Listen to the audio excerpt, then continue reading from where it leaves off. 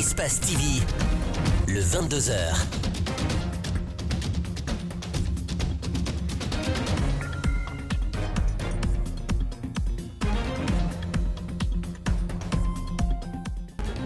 Merci de nous regarder à Kwame Nkrumah, c'est à Gekedo. Bienvenue dans cette édition d'information. Donc voici le sommaire.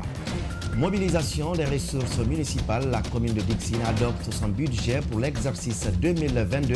Il s'élève à 5 milliards de francs guinéens. Ce budget adopté ce vendredi sera mobilisé pour son plan annuel d'investissement. Autonomisation de la femme et la lutte contre la pauvreté. Le colonel Mamadi Doumbouya tient promesse. Il leur avait promis en marge de la journée internationale des droits des femmes. Les 300 groupements féminins ont effectivement encaissé leur chèque ce jeudi. La joie et les engagements des bénéficiaires, c'est dans ce journal. Et puis l'info en art et en culture, ce sera en fin de journal avec Henri-Kevin Bois. C'est tout pour le sommaire.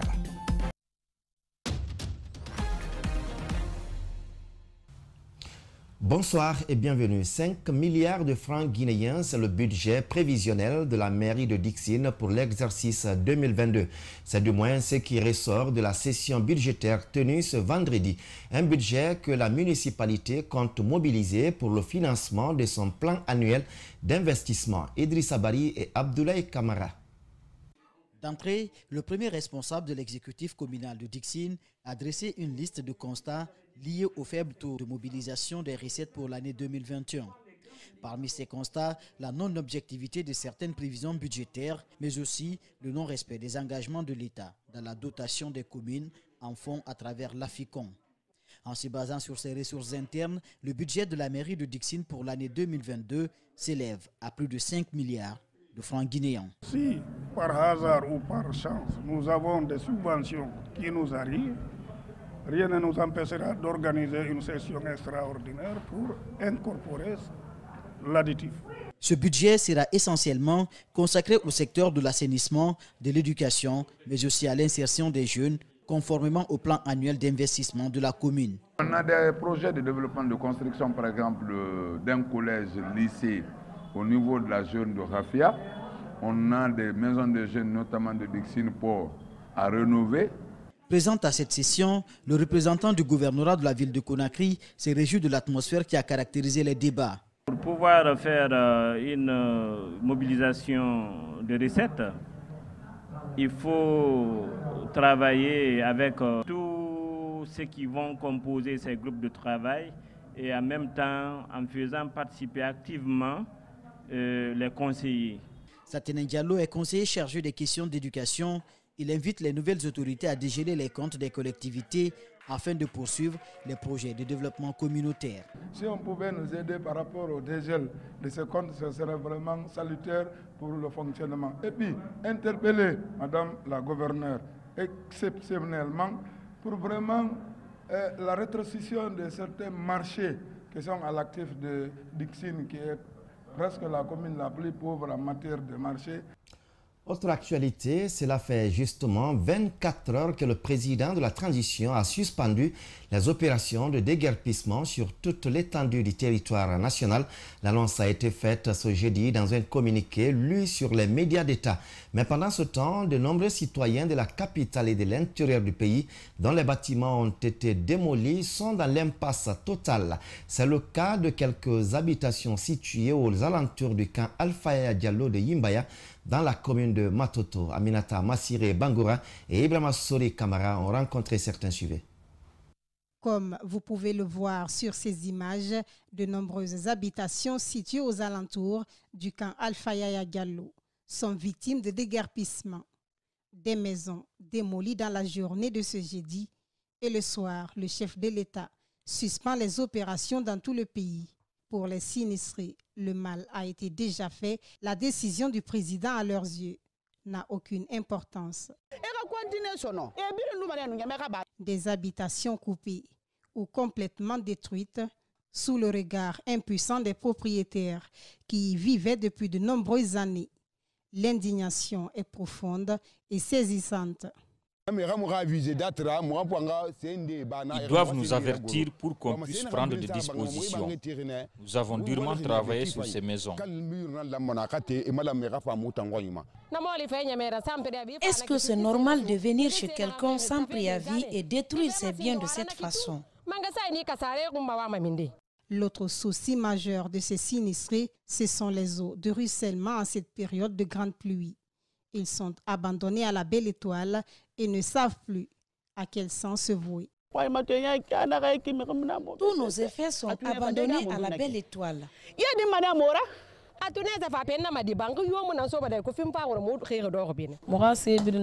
Nous n'avons plus où aller, tous nos effets sont abandonnés en cette saison pluvieuse. L'arrêt de ces opérations de déguerpissement laisse beaucoup de victimes dans un désespoir total. Car selon elle, cette décision devrait s'étendre à tous les niveaux. En tout cas, si rien n'est fait, les conséquences de ces démolitions pourraient être fâcheuses pour de nombreuses habitations de ce quartier. Les caniveaux sont obstrués par les ordures. Les risques d'inondation sont réels. Restons toujours dans la société pour dire qu'une autre femme a perdu la vie à l'hôpital Ignace Dine par manque de sang. Fatoumata Souma n'a pas survécu à une intervention chirurgicale alors qu'elle avait fait une fausse couche une semaine plus tôt. Mamadou Sadio Baldé a interrogé son époux sous le choc et vous écouterez également la version du corps médical. Suivez. Fatoumata Souma, épouse d'Alassane Diakhaby, ne s'est pas relevée d'une intervention chirurgicale à l'hôpital Ignace Dine à cause d'un manque de sang. Son mari est sous le choc. Et le rôle régalien de l'État, c'est la protection. La protection, ce n'est pas seulement sur les frontières, mais aussi sur les individus aussi, les personnes qui sont malades ou qui sont en urgence. Quand tu es en urgence, en fait, tu viens et tu ne pourras pas t'en sortir. Le couple s'est marié au mois de décembre dernier. D'après l'époux, sa femme de 25 ans portait une grossesse de 3 mois. La séparation est brusque pour le mari. Elle a 25 ans. Imaginez-vous les médecins. Ce n'est pas une vieille ni rien. Une fille qui a ses 25 ans, elle perd sa vie à cause du sang. À cause du sang. Et on est dans quel pays? Je suis déçu quand même. Une fausse couche qui date d'une semaine a été certes traitée, mais aux yeux de l'équipe de la maternité, la patiente s'est présentée avec un tableau peu rassurant. Le motif d'évacuation, c'était anémie sévère avec un taux d'hémoglobine à 6,6 grammes par décilitre et abdomen distendu. C'est pourquoi elle a été adressée à la maternité. Il fallait une intervention urgente. En croire professeur Yayasso, tout était mis en place pour sauver la patiente, sauf que le manque de sang n'a pas facilité le travail de son équipe. Donc la femme a été admise au bloc et l'hémorragie a été arrêtée. On a procédé au nettoyage de l'abdomen. Ce qu'il fallait après, c'est compenser les pertes sanguines. Donc malheureusement, nous avons demandé 3 poches de sang. Le mari s'est rendu à la banque sanguine. Il n'y avait pas de sang B+ disponible à la banque sanguine. On lui a demandé d'aller à Donka. Donc c'est entre-temps, la mort est survenue. Ne fallait-il pas s'assurer de l'existence du groupe sanguin de la patiente avant d'engager l'intervention chirurgicale? Je vous le disais au sommaire, chose promise, chose faite. Il l'avait promis le 8 mars dernier et les 300 groupements de femmes ont reçu leur chèque symbolique ce jeudi. Avec cette enveloppe, ces groupements vont devoir fructifier leurs activités, mais aussi être autonomes face aux dures réalités du moment. La remise s'est déroulée en présence de plusieurs membres du gouvernement. Diene Bemba Koulibaly commente les images de Thierno Sadouba.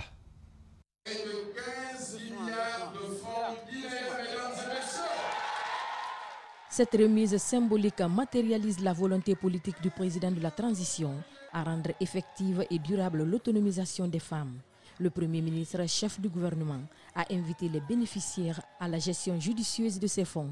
Par ailleurs, il instruit la ministre de la Promotion féminine, de l'enfance et des personnes vulnérables à veiller au respect des engagements pris pour la mise en œuvre exemplaire de cette initiative présidentielle. Je voudrais vous assurer de mon engagement et celui de mon gouvernement à poursuivre les actions d'autonomisation des femmes selon les orientations du président de la transition. Pour le CNRD et le gouvernement, Le renforcement de l'autonomisation des femmes est une priorité de politique publique. Ce programme dont l'objectif est d'assurer l'autonomisation des femmes dans la mise en œuvre de leurs activités de production à travers les appuis techniques et financiers touchera 300 groupements féminins dans les 8 régions administratives de Guinée.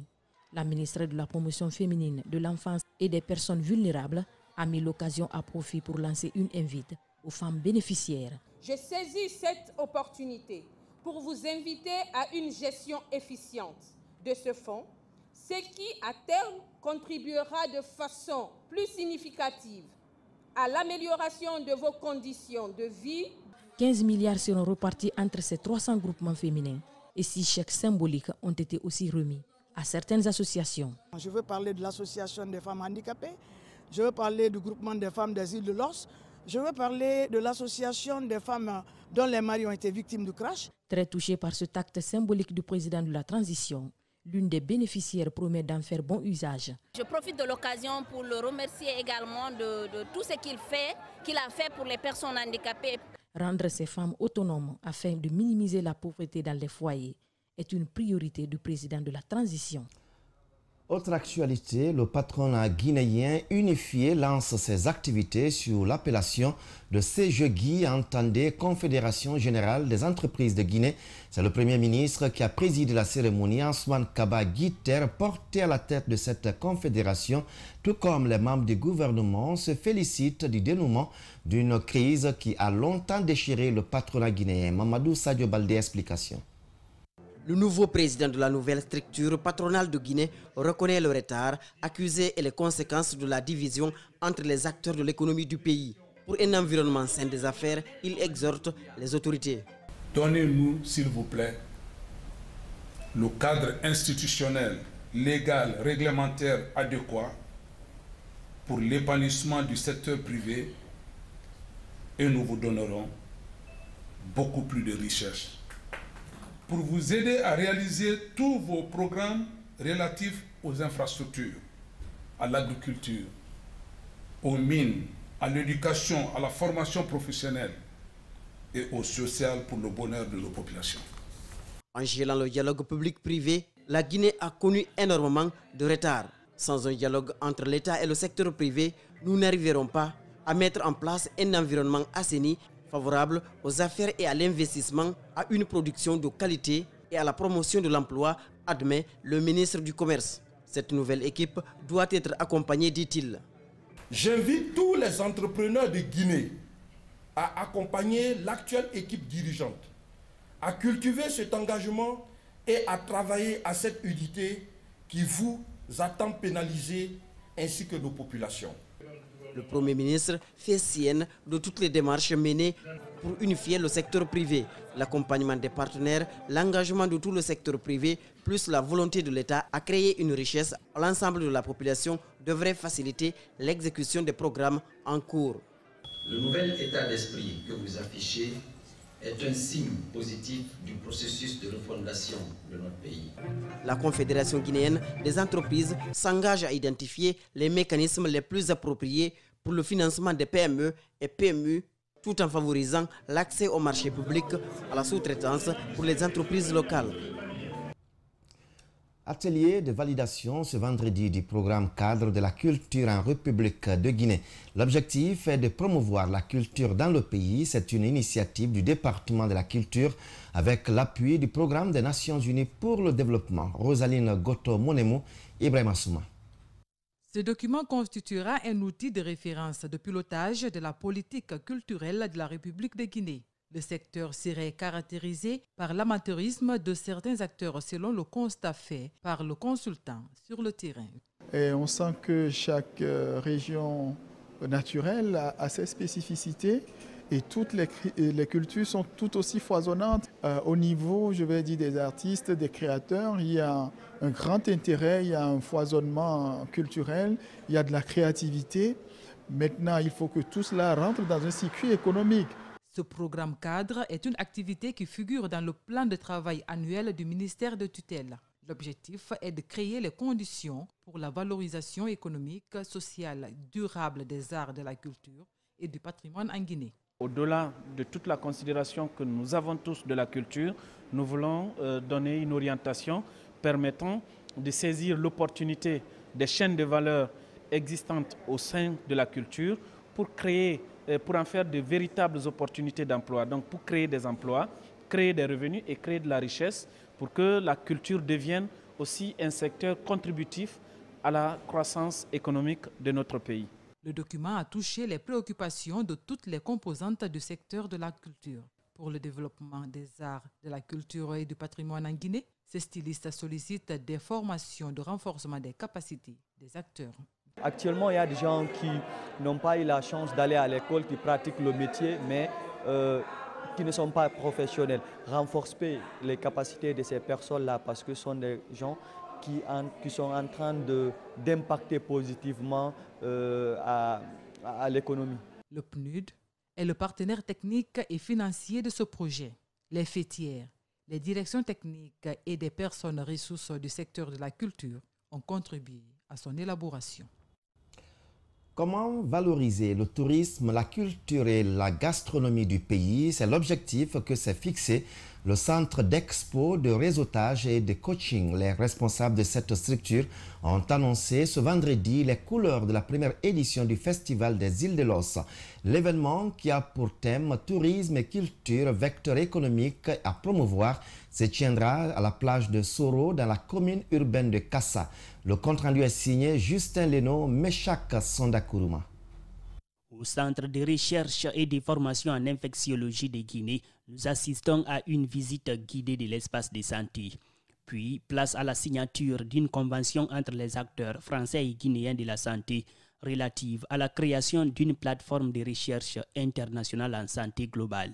C'est une plateforme qui s'inscrit vraiment dans l'historique de soutien, dans l'historique aussi, comme ça a été rappelé, d'un travail qui a été établi en confiance entre les partenaires français et guinéens, dans cette trajectoire que nous avons souhaité de consolider le CERFIC, ce centre de recherche de formation en infectiologie de Guinée que je viens de visiter.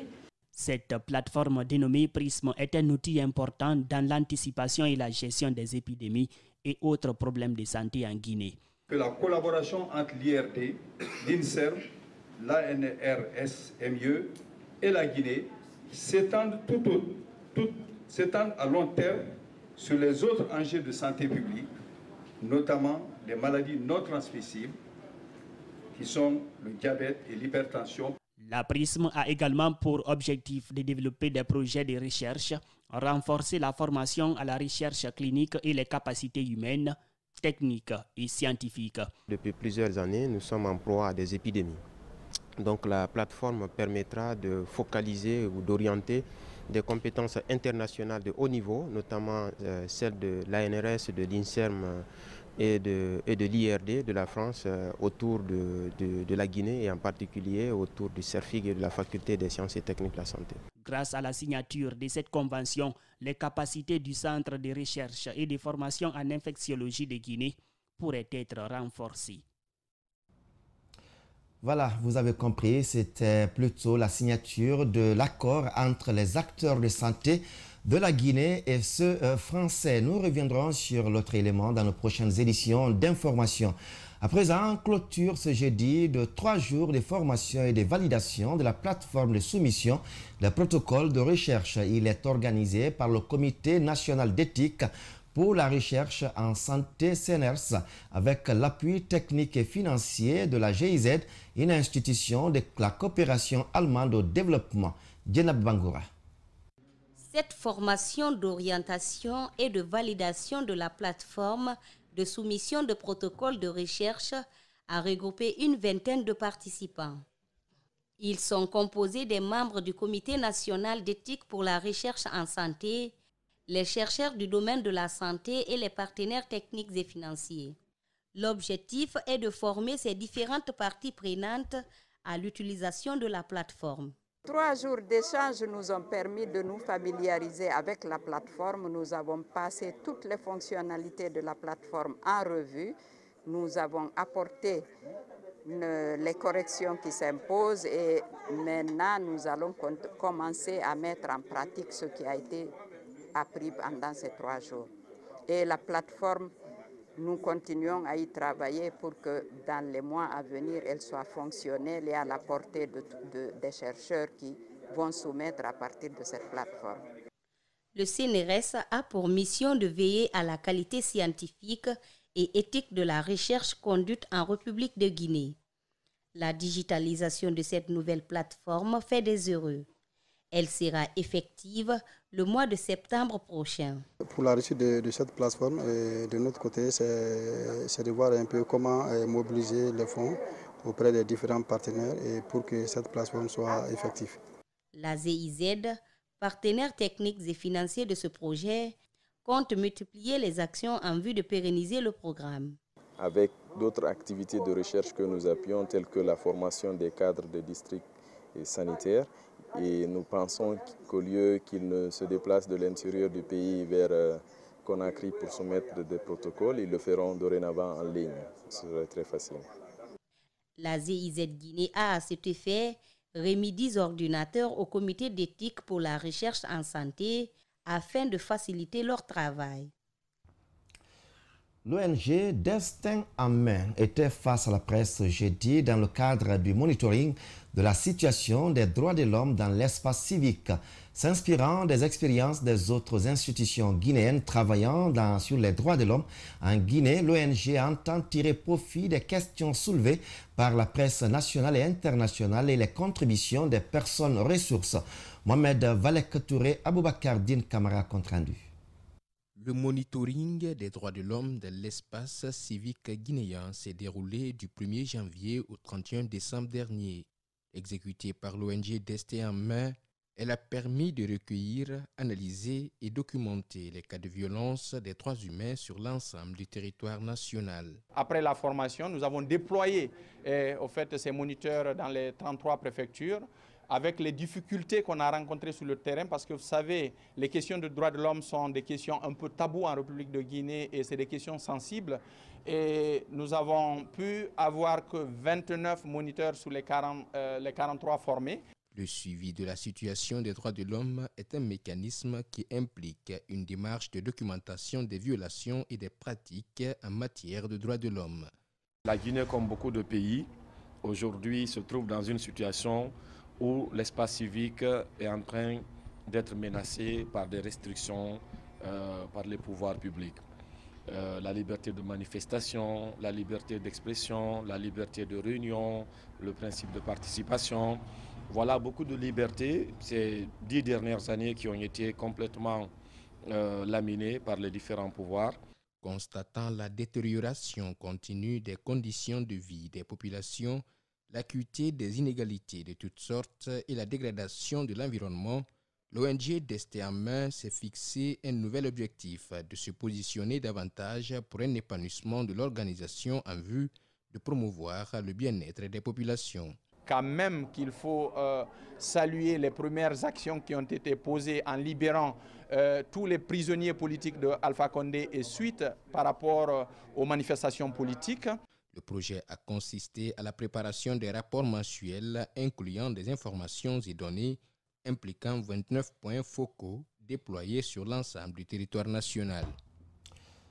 Un mot de culture pour commencer. 2008-2022, cela fait 15 ans depuis qu'ils se sont lancés dans la musique. Marcus et King Salomon, qui composent le groupe Banlieusards, font partie aujourd'hui de la crème de la musique urbaine de Guinée et de l'Afrique de l'Ouest. Ils ont tutoyé des scènes à l'échelle internationale et ils donnent rendez-vous aux mélomanes ce samedi 21 mai au stade général Lansana Conté de Nongo. Le groupe va célébrer ses 15 ans de carrière avec ses fans et le concert est promis digne de leur parcours. Bernard Koundouno et Thierno Sadouba.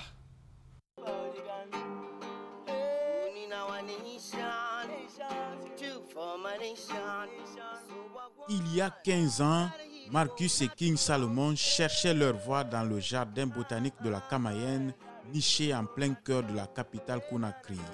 De l'eau a coulé sous le pont depuis. Banlieusards, le groupe présent au grand rendez-vous de la musique urbaine d'ici et d'ailleurs, a conquis bien des cœurs. 15 ans de succès que les deux artistes ont décidé de célébrer ce samedi avec leurs fans et le public mélomane guinéen. On est content d'avoir poussé, d'avoir fait les 15 ans de constance. Donc du coup, on aimerait partager ces 15 années d'expérience avec tout notre public, des plus grands aux plus petits. 15 ans, c'est 15 ans d'expérience, c'est 15 ans de tournée, c'est 15 ans de concert, c'est 15 ans de bonheur, c'est 15 ans d'embûches. Donc c'est vraiment, il faudrait que les gens ils viennent voir ce concert. Pour la réussite de l'événement, le groupe invite le public à venir massivement assister aux surprises réservées à cet effet. Nous incitons tout le monde à être là demain massivement, parce qu'on a beaucoup de choses. C'est un film, en fait c'est un long métrage qu'on a à montrer à ces gens. 15 ans à cultiver l'amour, la paix, c'est donc à juste raison que le groupe compte se lancer dans l'humanitaire. L'amour que la Guinée a pour eux, je pense qu'on peut traduire ça aussi en humanitaire. Et pour ça, on va faire de très belles choses. On va être constant sur la scène, on va faire de la musique, on va faire du social et on va faire aussi du développement. Rendez-vous ce samedi au stade général Lansana Conté de Nongor pour fêter les 15 ans de ce groupe de rap. À présent, place à notre rubrique Art et Culture.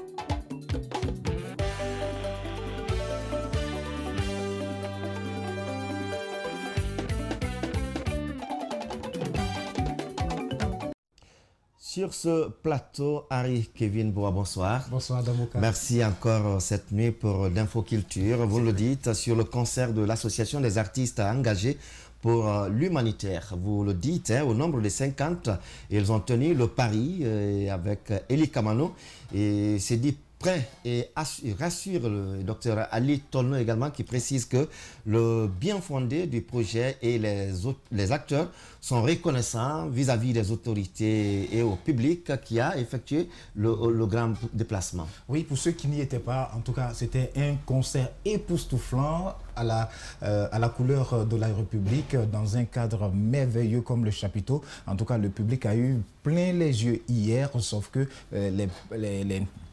les pathologies dont souffraient les patients que le docteur Ali Tolne nous a présentés nous ont un peu donné le froid parce que nous ne sommes pas habitués à voir des personnes, nos compatriotes, nos concitoyens dans des états pas pareils. Donc c'était ça la petite note de tristesse, mais le public qui a effectué les déplacements était très heureux de participer donc à cette cérémonie-là. D'accord. N'oublions surtout pas que les dons ont été vraiment recueillis. Alors, on va voir cet élément. L'élément de reportage. Voilà, on va voir cet élément et on vous revient rapidement pour clôturer. L'Association des artistes engagés pour l'humanitaire, chapeautée par les productions du chœur d'Eli Kamano, ont tenu à se rassembler au nombre de 50 pour former le chœur afin d'apporter de leur voix et de leur savoir-faire artistique à ces nombreux artistes et personnes en quête de recouvrement de leur santé. Selon le porteur du projet, Eli Kamano, le projet est un projet à titre humanitaire. Aucun sou ne sera détourné à d'autres fins. À la prise en charge des malades qu'on a identifiés, les 15 malades qu'on a identifiés, voilà, de ce que les gens, ou du jugement, des préjugés. Si je me mettais à écouter ce que les gens me racontaient, je n'allais pas faire du reggae, je n'allais pas faire du rap, je n'allais rien faire dans ma vie parce que quoi que tu fasses dans cette vie, quoi que tu fasses, quelle que soit la décision que tu prends, pour d'autres, ça n'a jamais été une bonne décision. Mais moi, je pense que la meilleure chose à faire, qu'on doit faire sur cette terre, c'est de faire ce qu'on a à faire et d'assumer ce qu'on fait. Moi, j'assume ce que je fais. Au moins, moi, je vais soigner 15 malades. Je vais prendre en charge, je vais faire une prise en charge de 15 malades. Et puis, voilà, ça va servir à quelque chose. Selon le docteur Ali Tolno, tout est fin prêt afin que les artistes présélectionnés sur les 200 et plus malades puissent bénéficier des legs et aides de l'Association des artistes engagés pour l'humanitaire. Ces malades-là ont été présélectionnés. Si vous voulez, ils donnent la fiche, il y a les contacts, vous pouvez les appeler. Ça n'a pas été facile, hein. La présélection a été très difficile parce que tout le monde voulait être retenu. Donc, comme je l'ai dit tout à l'heure, on a donné la priorité aux enfants, aux jeunes et à ceux-là qui vivent avec des maladies, c'est-à-dire avancées, qui ont besoin d'être soulagés. Par exemple, ceux-là qui ont le cancer, qui veulent bénéficier au moins des séances de chimiothérapie. Ils n'ont pas assez de moyens. La chimiothérapie, elle coûte très cher. Donc s'ils n'ont pas vraiment quelqu'un pour les venir au secours, voilà, là c'est la mort précoce quoi. Moi je crois que l'espoir est fermé parce que déjà l'initiateur du projet, il est vraiment motivé. Je suis convaincu qu'on est là au bout. Plusieurs, après donc ce premier défi relevé, dans un décor feutré aux couleurs de la République, le public a répondu présent. Les artistes sont plus que jamais heureux. En voici quelques-uns qui ont tenu à nous témoigner de leur satisfaction et de leur participation. Et ça s'est bien passé. Dieu merci, le public a répondu, le gouvernement a répondu, les partenaires ont répondu. C'est juste un concert humanitaire pour apporter de l'aide humanitaire aux malades. Donc c'est notre devoir et nous avons notre voix aussi, hein, à part de la musique, et nous pouvons faire quelque chose de positif. Disons que c'est pour moi déjà, c'est pour moi un honneur de participer à cet événement qui est humanitaire, voilà. Donc c'est pour venir en aide à tous les malades. Et franchement, merci à l'initiateur de ce projet, Ilika Mano. Voilà, moi je pense que les choses se sont bien passées par la grâce de Dieu et j'espère que tous ces malades, voilà, auront un petit sourire, voilà, qu'on pourra les apporter un petit sourire. Un concert qui a tenu ses promesses. Toutes ces promesses, comme je vous le disais, sauf quelques absents qui, on le sait très bien, Soulban c'est sa femme. Petit Kandia était présent mais il n'a pas eu le temps également de monter. En tout cas, il s'excuse et Soulban et sa femme sont en ce moment du côté de Mansanta. Ouais. Et on espère bien que du côté de Mansanta, ça se passe bien. Alors revenons au concert, c'était vraiment bien. Et tout le monde était content et on espère bien que pour ce premier acte-là, les choses vont bien se passer. Les patients vont recevoir, comme ils l'ont dit eux-mêmes, les cadeaux, les moyens, afin que leur prise en charge soit vraiment effective. Voilà. Henri Kevin Voix, merci. Oui, c'est à vous, je dis merci. Merci également à vous qui nous regardez. On poursuit le journal avec à présent notre rubrique Public Reportage.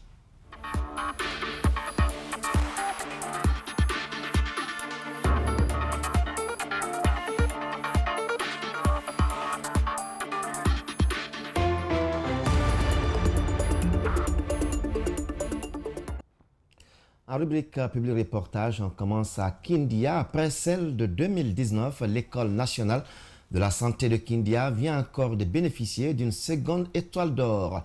Salimatou Diarabi Céline a remporté le challenge Ayuba organisé par MTN. Elle bénéficie de 10 millions cash et 10 millions pour la réalisation d'un single. On retrouve tout cela avec nos reporters. La mise en œuvre du processus d'amélioration de la qualité des enseignements basé sur l'approche gestion de la performance axée sur les standards et la récompense, incluant un comité de suivi, a permis à l'école d'obtenir la première étoile d'or en 2019 avec une performance de 95% et maintenant d'une seconde étoile en 2022 avec une performance de 97%. Les critères sont nombreux, mais avec l'accompagnement de tout le monde, donc on parviendra à obtenir encore une troisième étoile d'or. Cette étoile d'or qui marque la qualité de l'enseignement reçu par les sages-femmes appelées à servir dans les structures sanitaires du pays est l'appui du projet Haute Qualité des Services de Santé pour le Développement HSD, financé par le gouvernement américain à travers la mission de l'USAID, qui accompagne l'amélioration de la qualité de l'enseignement en collaboration avec le ministère de l'Enseignement technique, de la formation professionnelle et de l'emploi. L'USAID ne cesse de nous apporter pour nous accompagner dans la formation des écoles de santé. Dès son arrivée à l'occasion de cette cérémonie de reconnaissance et de récompense, l'ambassadeur des États-Unis en Guinée a d'abord visité quelques installations de l'institution sanitaire. Une façon pour lui de voir clair les réalisations effectuées par le projet HSD sur le terrain. C'est un investissement en l'avenir de la Guinée. Et nous sommes les bons partenaires de la Guinée. Et je crois que ici, avec l'école de santé publique, c'est une école publique. Et c'est un investissement dans le peuple guinéen. Et je crois que c'est une bonne chose. Grand bénéficiaire de cet appui, la chef de cabinet du département de la santé et de l'hygiène publique a exprimé tout son sentiment à l'endroit du gouvernement américain pour ses efforts. C'est un honneur d'être là aujourd'hui et d'écouter toutes les différentes interventions qui se sont passées au cours de la cérémonie. Nous prenons bonne note. Le but du projet HSD vise à assurer qu'un paquet intégré de soins essentiels pour la santé maternelle, néonatale et infantile et la planification familiale est fourni de façon constante avec une qualité élevée dans les structures sanitaires et les communautés environnantes. Il y a eu 909 sages-femmes diplômées durant les 3 dernières années et qui on considère ont des compétences, des bases assez solides pour offrir des services de qualité. Aucune n'a été recrutée par la fonction publique à ce jour et 45% sont sans emploi. Donc tous les acquis vont partir. Pour rappel, depuis 2016, les interventions du projet HSD ont permis de maintenir les acquis et obtenir les résultats tels que l'extension du laboratoire de compétences et réhabilitation de l'amphithéâtre, la dotation d'ouvrages de matériel informatique et de reprographie pour la bibliothèque et tant d'autres. La société de téléphonie MTN est engagée à soutenir les jeunes, notamment dans la culture, le sport et l'éducation. Ainsi, à travers ce challenge, les jeunes disposent d'une plateforme qui leur permet d'exprimer leurs talents. Donc c'était ça en fait l'objectif, aider les jeunes à échanger, à partager, à utiliser Ayoba comme plateforme de messagerie, comme plateforme de partage des vidéos et donc à travers cela découvrir les capacités, les talents qui sont en eux et voir comment est-ce qu'ensemble avec nous MTN, on peut les aider à réaliser ce rêve-là. Donc voilà l'objectif.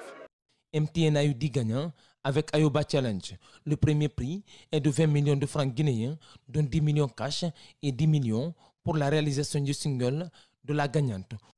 Je porte un sentiment de gaieté et surtout de fierté parce qu'il vient de l'annoncer tout à l'heure, ce challenge, ça partait pas sur des bases réellement du talent, mais plutôt sur des votes. Je tiens à rappeler que je viens d'une famille très modeste qui ne croit pas en l'avenir dans le milieu musical. Et remporter ce prix aujourd'hui me permet de les montrer que franchement, avec ce milieu, on peut se faire de l'argent, on peut se faire un business et on peut aller au-delà de ce qu'ils pensent même. Oudi Premier, ambassadeur d'MTN, promet d'accompagner l'heureuse gagnante dans son projet musical, promouvoir la jeunesse guinéenne à travers le centre culturel Oudi Prod Music. La gagnante, on avait promis de justement la produire au studio, donc c'est chose faite. On est ici aujourd'hui d'abord pour l'encourager et encourager toutes ces personnes qui ont participé à ce challenge, même ceux qui n'ont pas gagné, n'ont pas démérité, mais sauf que dans un concours, il y a un gagnant et un perdant. Donc... Ayoba est en Afrique depuis plusieurs années et en Guinée. Elle dispose de plus de 100 000 abonnés. L'objectif est 200 000 dans les prochains mois.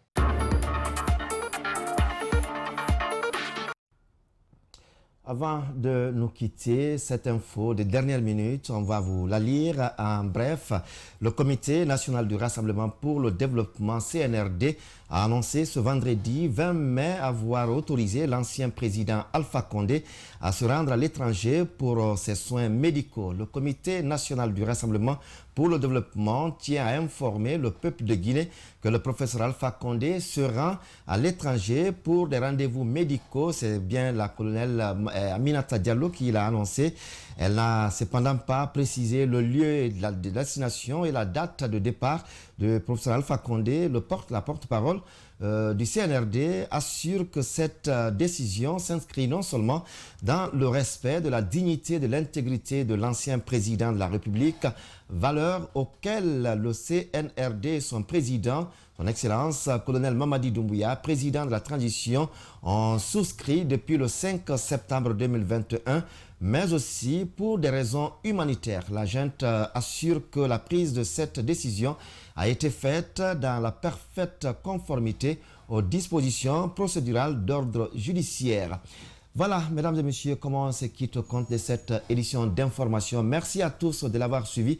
Merci également à Lia Kamara Soka, à Aboubakar Fote Souma, mais aussi à Jean-Marie Dembadouno et à Pierre Baka pour le montage. Merci à l'équipe de la rédaction. Au revoir.